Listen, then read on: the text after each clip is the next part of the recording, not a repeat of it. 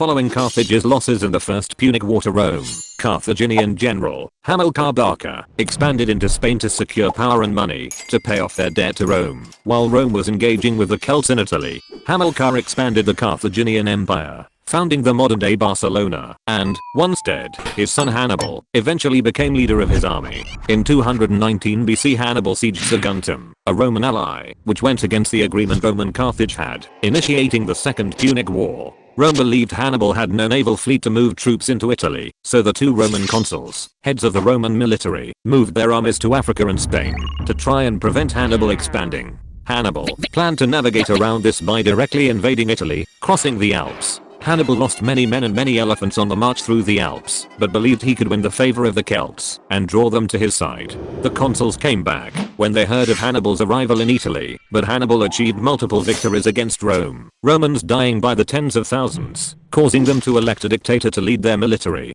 Fabius Maximus employed delay tactics against Hannibal, to his annoyance, but also the annoyance of the Romans who wanted a decisive victory. By the time the dictatorship ended, two new Roman consuls were elected who brought a huge army down on the Carthaginians. The two armies met at Cannae, and Hannibal's genius dealt the Romans their most crushing defeat, with 50,000 Romans dead, Hannibal's forces only losing about a tenth of that. Hannibal could not afford a lengthy siege on Rome, and expected them to sue for peace. However, meanwhile in Spain, Scipio Africanus, son of the consul Scipio, had managed to claim Spain by cleverly learning from Hannibal's tactics. In 206 BC, Scipio took the battle to Africa, and the Carthaginian government recalled Hannibal to defend against Scipio. Hannibal met Scipio in the Battle of Zama, but Scipio proved to be too strong. After 17 years, Carthage surrendered, being stripped of most of its power. Carthage would eventually fall once and for all in the Third Punic War.